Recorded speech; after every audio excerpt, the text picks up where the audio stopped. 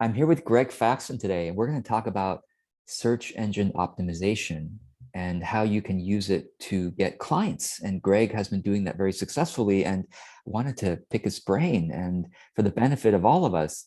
But Greg, thank you so much for being here. Thanks, George. Yeah, so let me just share your official bio and then we'll get into this very helpful conversation. Okay, so Greg Faxon has a gift for making marketing simple, and I totally agree with that. He specializes in helping coaches to increase their income without sacrificing their integrity. Greg has conducted thousands of coaching sessions with his clients, and that's part of what I really like about talking with you, Greg, because you come out of a very grounded and with a lot of experience helping a lot of different coaches and entrepreneurs. And Greg, you're the author of the book called Don't Let Fear Win: How to Get Out of Your Own Way and Grow Your Business Fast. And you have, of course, since we're talking about SEO, you have a lot of very helpful blog posts on your website, marketing advice for coaches. And the website is your name, gregfaxon.com, GregFaxon.com. I will, of course, link it in the notes of the video. So without further ado, Greg, let's get into this. So SEO is something I think most of the people watching this have heard of. Oh, I'd like to get on the first page of Google, right? People like to say, but very few people actually know how to do it. And even the people who know how to do it don't usually do it successfully. So tell us about your overview thoughts about why SEO is a good idea to focus on for getting clients. Yeah, so I had an experience last year. I watched that documentary on Netflix about social media. And nothing against social media. In fact, social media was really, really important for me when I started my coaching business. Yes. And one of the big things I teach new coaches is putting out sort of a free session offer to your existing network, and Sure. People underestimate how many people they know or second degree connections that could help be their first batch of clients. So right. I think that that's wonderful if you're a new coach. But watching that documentary, realizing also that social media wasn't making my life worse. I actually have good systems like you around blocking off time and blocking social media. And it wasn't interfering with my life in that way, but it also wasn't a positive for me. I'd done some Facebook ads through the years, some limited success there. It never really clicked for my business with me learning it, also hiring consultants. And I wasn't enjoying the time I spent on it. So I was like, man, could I just go off social media? What if I just wasn't on it completely? And every time I'd have that thought, I'd be like, well, you get clients from social media. I've gotten a lot of clients, made a lot of money from having social media. And I was like, well, let's see how true that is. First of all, let's test that assumption. And I went to the analytics for my website. And I realized at the time I checked it that only 7% of my traffic was coming from social media. And that doesn't mean that 7% of my clients did necessarily, right? But I was like, man, my website's really, that's my home turf. That's really what I want to own. And I liken it to renting versus owning a home. Either can work, either could work depending on your situation. But when you're renting a home, it's sort of like paying for Facebook ads or even using organic strategies on social media, because essentially you're renting the space from that channel, right? And that makes me a little uneasy. So when you own a home, you decide when you want to upgrade it. You decide what you want to do with it. It can't sort of get pulled out from under you, or someone raises the price on your rented home. And this is actually happening. We talked about it earlier, a time where I was focused on buying a home. So it was serendipitous. So I was like, well, my website's really what I own. And what's cool about having someone on my website is it's very easy for me to have them apply to have a conversation with me and become a client from that point. I kind of have them exactly where you would want to have a potential client to continue that relationship. So I looked a little deeper in my analytics and I realized almost all of my traffic was from organic search, people typing things into Google. And almost all of that traffic was from one blog post I'd written. And the blog post was about 21 proven and profitable coaching niches, It was just a list of niches that I know my clients, it's worked for them, or, I have colleagues in those niches. I remember when I started off as a coach, I was trying to figure out my niche, and people would give advice on how to find a niche, but I'd like, could you just give me the niches that work? Like, please just give me the ones and I'll just choose. It would be much easier. So I sort of had created the resource that I wish I had had. So it was amazing to me that I had stumbled upon something that was bringing me almost all my traffic, almost all my clients, one article. I created it once and continued to bring me clients. I didn't have to continue to rent to get that attention. So I was like, I've done this by accident. I accidentally created an article. At that point, I'd been writing weekly for years. Only one article was giving me all the traffic. So I was like, I must have done something right on this article. Let's just figure out what it is so I don't keep wasting my time. So it's not the 80-20 rule. It's like the 99.9/0.1 rule. Yeah. And even now, about 50% of my traffic comes from 4 posts, my top 4 posts. Amazing. So I was like, I've obviously stumbled upon something. There's probably a way to be more strategic. And so one of my intentions in this conversation with you is just helping people be strategic from the beginning. Part of that is keyword research, as we'll talk about, so that they can, the time that they're spending writing, creating content, they know can be beneficial to them or have a good chance of being beneficial to them for years, instead of trying to guess, right? Lots of content and hope that one brings visitors to your site. Yeah, really good. And I just want to clarify that we are not saying that you are doing one or that you have to pick only social media or SEO or whatever. In fact, I was just teaching, someone asked me, like, give me marketing just 101, like in a few words. And I'm like, okay, basically everybody gets word of mouth. Like, that's the baseline for everyone. Like, it doesn't matter if you go door to door knocking as your marketing strategy or put up a billboard or do SEO or whatever. Like, we all get some word of mouth. Like, that's a, everybody does. But beyond the word of mouth, which usually doesn't get most people enough clients or as many as they want, like, what do you do beyond that? Right. And I said, okay, beyond word of mouth, there's 3 things: paid ads on social media, joint ventures or collaborations, and SEO. Those are the only 3. The only 3 that I can feel like I can trust and really do something about. And so I'm really glad that, anyway, that you are, for me, a trusted authority that I can send people. Like, SEO, not only does Greg know how to do it, he's doing it, and he's doing it well. So, all right, let's talk about this. So what is your, keep going, what's the strategy here? Yeah, so SEO isn't for everyone. So right before we get into the strategy, it's true you can do many things. I like to choose 1 or 2 things based on my archetype. Sure. People can go to our previous conversation for that. Right. But those 3 strategies George just gave kind of correlate with a different personality. There's 3 main personalities. So if you're a maven, George, I believe you're a maven. I'm definitely a maven. SEO is going to be really good for you. And maven, in summary, are people who like to teach, share their expertise, give shortcuts to other people, things they learned the hard way.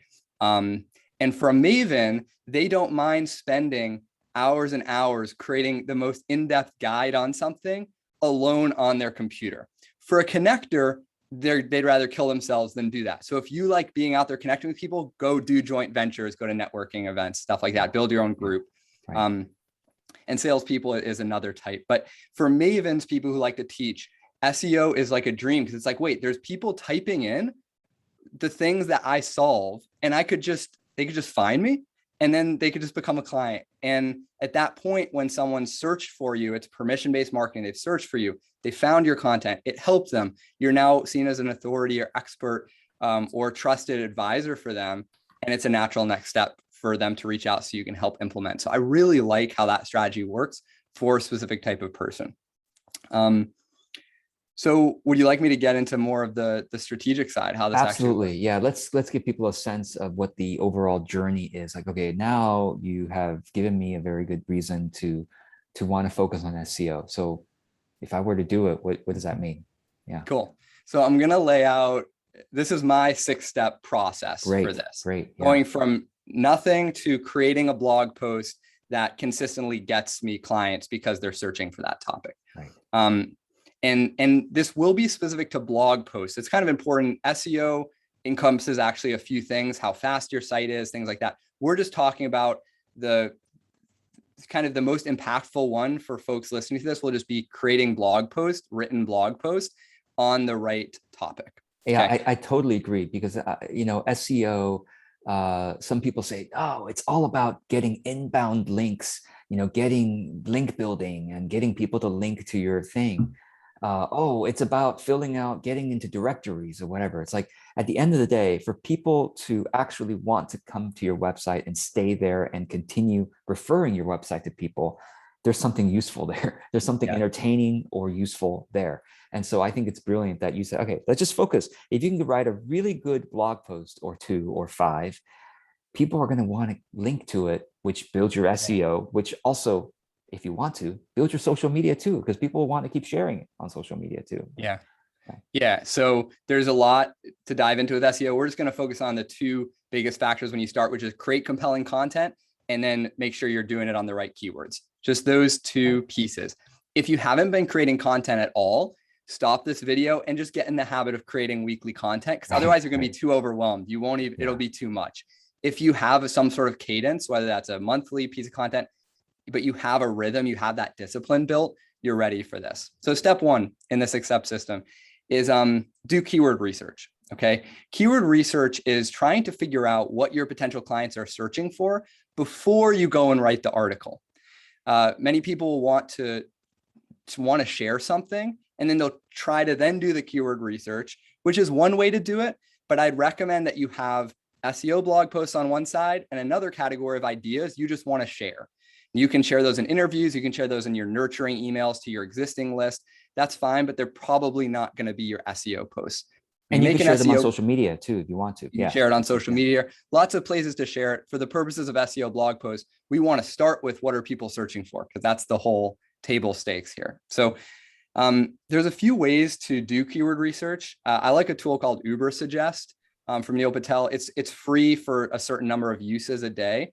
I use the paid plan, but you can just play around with it as you're listening to this for free. So it's Ubersuggest. And there's 3 ways to figure out what keywords might be good to base an article around.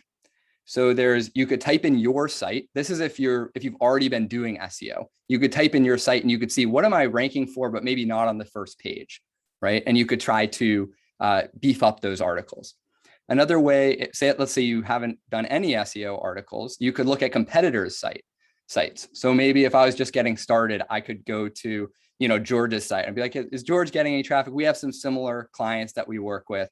What are those topics on? And then what are the keywords that people are searching to go find? Don't use my site because it's a mess.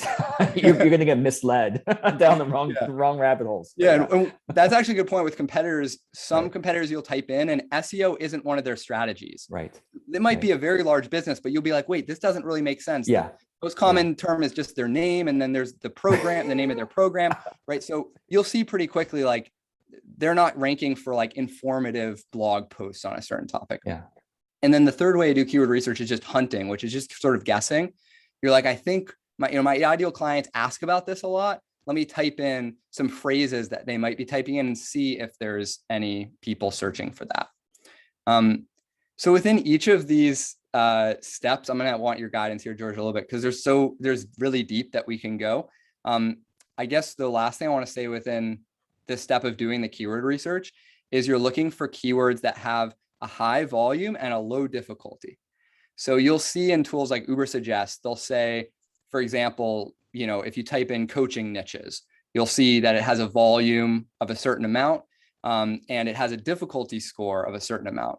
And I want to target ones that obviously a lot of people are searching for, but it's not so hard to rank for them. Yeah, and just to clarify, difficulty means that if it's high difficulty, there are many other web pages or websites that have very good content, that are very authoritative, that are very high for that keyword, that it's going to be hard for you to show up in the first page. Yeah. And it's like lower difficulty means, okay, the ones that are showing up on the first page, the content's not that great, or it's not very authoritative sites, or you could probably do better, and so that makes a lot of sense. There's one more tool that I actually like using called Keyword Surfer.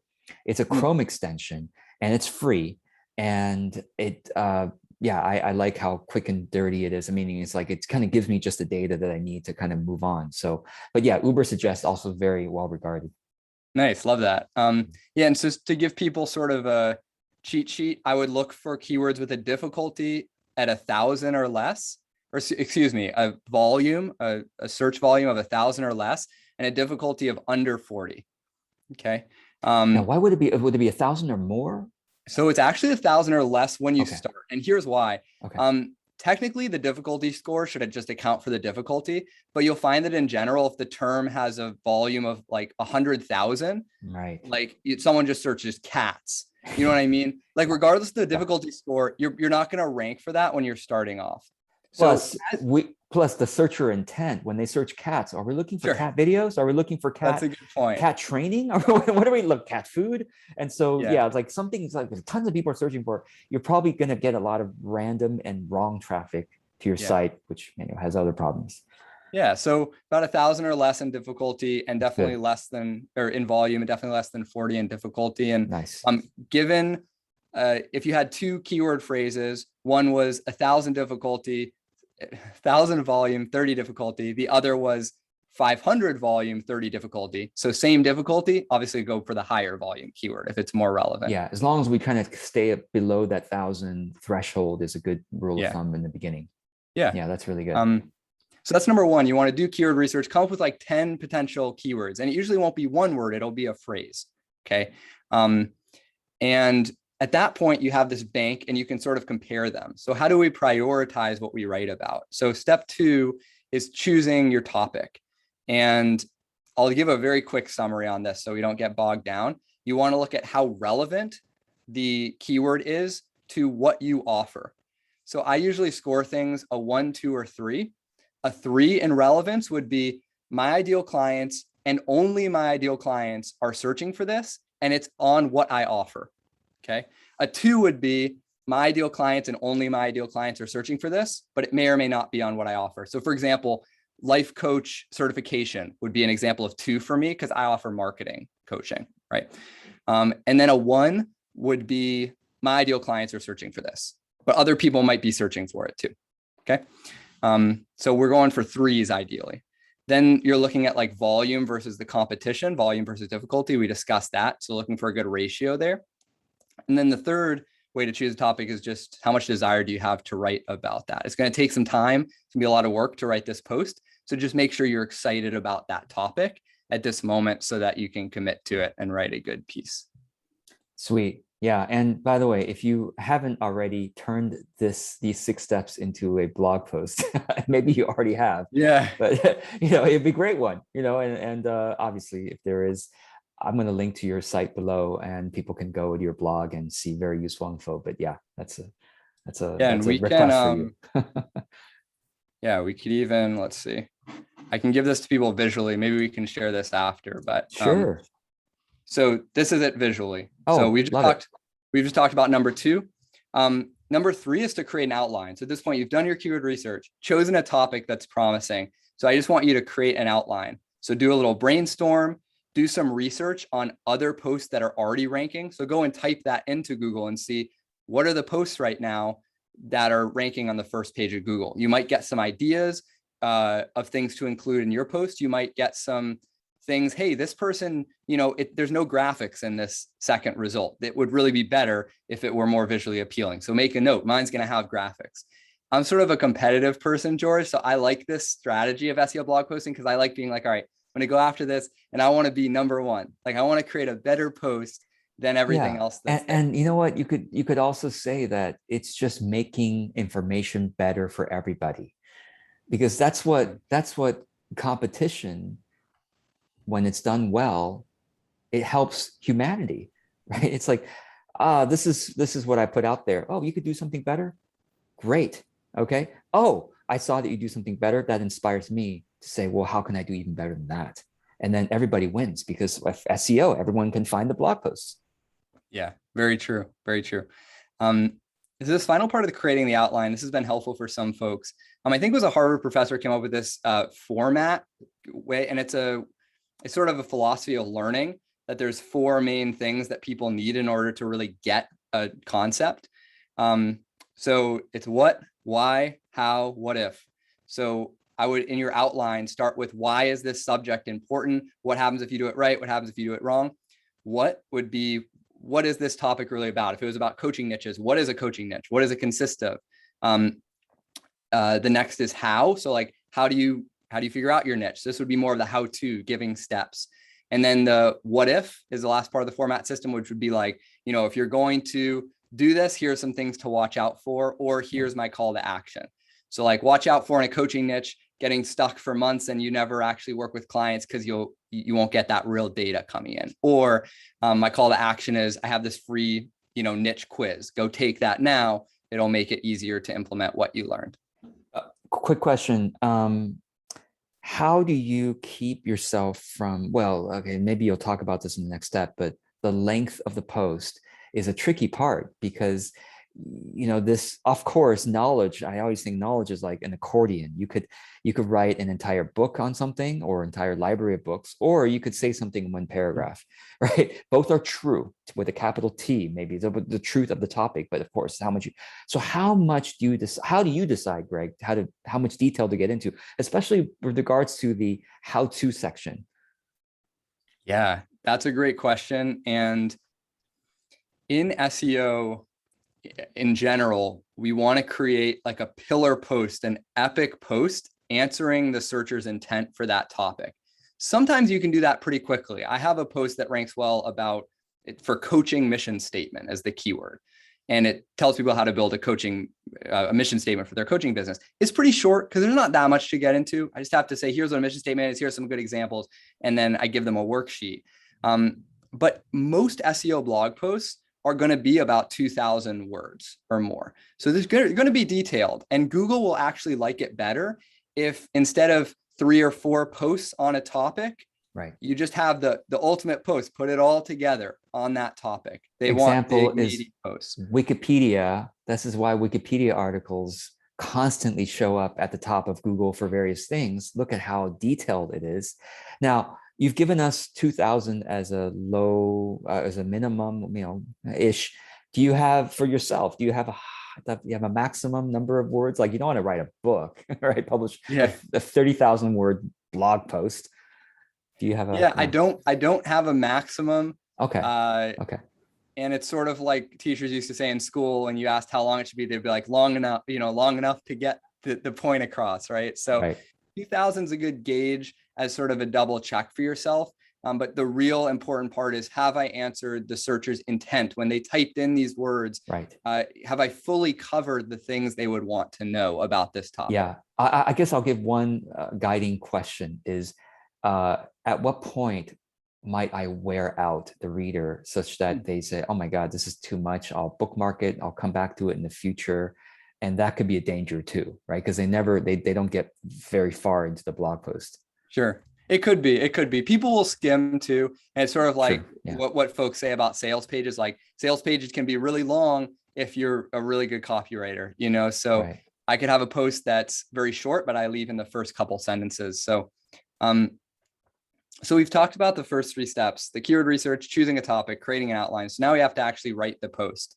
I like to do a first draft of just getting everything out, trying not to edit it too much as I go. I'm not perfect at that, but just the goal is just to get everything out there. In fact, like, I won't embed images or anything like that. If there's anything I need to insert, I'll just put it in brackets and I'll say, you know, insert this YouTube video or link to this blog post that I just mentioned. So I'm not going out to my site and getting the link or getting the video. I can sort of stay in a flow. So the brackets are helpful.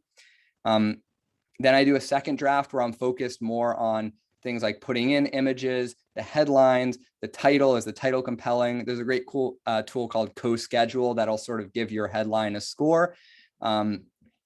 So that's writing the post. And there's a lot that goes into like SEO optimizing the article, right? Like, so there's a lot we could go into there, but I'll give the quick and dirty version is, make sure that your keyword is at the beginning of the headline of your article. Okay, so if the keyword is life coaching niches, I want that towards the front of my headline, even if it's life coach niches, the 21, you know, best this year or something. Because essentially you're trying to help both Google to understand what is the focus of this article. If it is very helpful, just like Wikipedia articles, they put the keyword right up there. And then number two, you're helping humans. Obviously, Google wants to help humans understand. It's like humans know, oh, okay, God, this is the topic, right? Yeah, that's exactly right. Which is why, if you can put keywords in the sub headlines as well, or throughout the post, that can be helpful. Again, don't go crazy on optimizing it. At first, there's tools that can help you do it. Just focus on, hey, if this is the best I can do on this topic, and I have the keyword in the title, and obviously it's going to be throughout the post because that's what I'm talking about, that's a good place to start. Steps 5 and 6 are sort of bonuses. So 5 is to insert a lead magnet. Okay. So I'm a big fan of having content upgrades, which would be a freebie, something that you're giving away for free in exchange for their email address, but is specific to that post. So there's different schools of thought around lead magnets in general. Personally, since my strategy of my business is so much revolving around SEO, it's an important strategy for me to make sure I can continue to nurture that relationship. So I mentioned, for example, my post on life coaching niches, I have a free quiz with like 4 questions, and it actually helps them figure out what category they would fall into after they've read what the 21 are. So instead of just having one lead magnet I use throughout the site, I know that if the person searched for that, then they're likely to want to download this extra bonus. That's a cheat sheet or a quiz or a checklist, something that's immediately usable and a quick win. Okay. Any questions on that piece? No. So it's like creating that content upgrade. I like the way you say that, is also its own effort, right? Like it's a thoughtful thing that you said, this is the natural sequence that goes next. Right? Yeah, it is. And now people can see why I spend a month on average for each blog post. So you're not going to be probably banging these out once a week. Right. Which makes sense because you're creating a lot of quality. So it doesn't have to be as much quantity, and it's quality because you've done the keyword research to know that, okay, people are searching for this. And I know based on the search results page, I've researched it and said, I could probably show up on the first page here. Yeah, absolutely. So number 5 in the 6 steps is inserting the lead magnet. And then number 6 is publishing the post and tracking your results. One of the reasons it's nice to have post-specific lead magnets is because then I can see how many email subscribers are coming from that post in particular. Obviously, I know how much traffic I'm getting to that post, but I can also see, oh, my life coach niche quiz is associated with the article. It's not anywhere else on my site. And here's how many opt-ins I got, how many new email subscribers I got who read that post. And you can start to see how well is the lead magnet converting. And you can start to see what are sort of the most valuable posts, the most valuable real estate on my site. So the 3 things that I track, and I have a little tracking spreadsheet for this, I can share with folks if it would be helpful. I'd put the ranking, the page views, and the opt-ins for each pillar post, each SEO post that I've taken this whole process to optimize. That should be a lead magnet for this video. Yeah, absolutely. That's a great example of a lead magnet. So, ranking, page views, and opt-ins, and obviously from the page views and the opt-ins, I can get the conversion rate. So the amount of opt-ins in the last month divided by the page views, the people who saw that post, give me the conversion rate for that lead magnet. I like to shoot for 8 to 12% conversion rate for the posts, which is actually quite good. Yeah, that's very good. Even if you can get 4 or 5% converting to email subscribers, that's awesome. Right. But if you really created something relevant and specific to the post, that was a quick win. You can hit that percentage, and it's a good gauge of how well aligned that lead magnet is. Now, for those, I just real quick, if for those who, for whatever reason, don't want to use a lead magnet or an opt-in process, this is where the opportunity for social media comes in, because if you have a Facebook pixel, for example, installed on your site, you can run ads to the people who have landed on that page on Facebook and Instagram or Google Pixel or Google whatever cookie. You can run ads on YouTube and Google. But anyway, so yes, there are basically, once you get people there are a number of things that can happen to nurture the relationship. Sure. And that's what changes it from just a strategy to get more people to your site to actually a strategy to get clients. I'm creating content and I'm getting clients from it.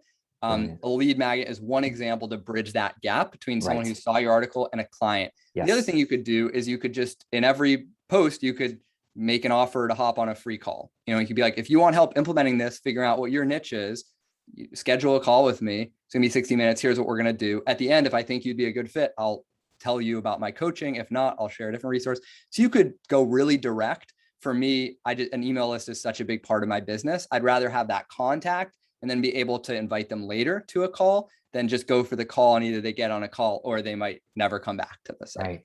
Yeah.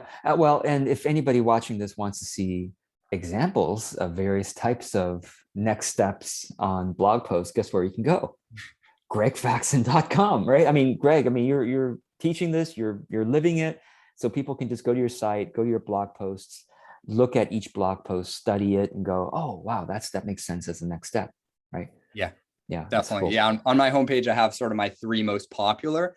Each one of those has its own lead magnet. So I think those are a great example for folks. I love how simple you keep things, man. It's really great. And I want to be respectful of your time. If those watching this are getting inspired and say, wow, I want to do this, and I love hand-holding support, one-on-one support, Greg, gratefully, you are available for that. Do you want to tell us a bit about that? Yeah. So I would say 2 options. If you listen to this, you want to go deeper. One is just go to gregfaxon.com, check out the articles, and hopefully one of those lead magnets catches your attention. We can kind of go from there. If you're like, oh no, I really like, this is perfect for me, and I do want some hand-holding, gregfaxon.com/apply. You can book a time there. I ask that if you schedule a time, there's 3 things. Number 1, you've worked with paid clients. If you haven't worked with paid clients, you get on my list, and you can, there's other resources. There's a course, but you've really started your coaching business. You're motivated to grow your business, and you're able and willing to invest financially in that growth. So, yep, awesome. That's what the page looks like. And that would be a good step. That's right. gregfaxon.com/apply. That's gregfaxon.com/apply. And I just, in case anyone's wondering, this is not an affiliate relationship. Greg is a friend, and I believe in his work. That's why I'm sharing his knowledge and his presence with all of you. So, Greg, any kind of closing words of encouragement in all this? Yeah, the final thing I'd offer is SEO blog posting is a long game. It's going to take a while to write the articles. It could be a few months before you ever get ranked at all on Google, let alone on the first page. Yeah. But unlike some shorter term strategies, that work you put in now is going to benefit you and build without you doing much work on it for years to come. So I'm really grateful to former me who put the work in on some of these articles, and there is a delay effect. So be ready for that, but I promise it's worth it. Once you have people coming to your site every day for what you offer. Yeah, there are several people that I know who literally, it's like, all my client leads come from these 2 blog posts on my site. Like I've heard it again and again. So I know it's true, and I know it works. And like Greg, if you put the work in, it happens. Most SEO experts actually say, hey, if you're going to work with us, SEO agencies, don't expect results for 6 to 18 months when we start working. 6 to 18 months. Now, I'll say one quick shortcut. Once you've written the blog post like Greg has suggested, you can post it on social media, and send it to your friends, send it to your colleagues, send it to your clients, and it'll probably already start getting you leads. While Google is learning about you and finding out that you are credible. And by the way, if you send it out to people, they might start linking to you in that blog post and sharing it. So it's what you've taught us is just a really good way of creating content. Yeah, and you've seen this, George, is I try to mention people in my articles and do big roundups. So an easy thing, I'm not big on list building. I'd rather spend the time making a great article, but like posting on social media, another thing that you can do is try to link out to people who are going to make that article better by being an example. And then simply have a template. Everyone you mention at the end of every article, email them, say, I just want to let you know you're mentioned here. And you can have a very subtle ask. If you feel inspired, share it with folks.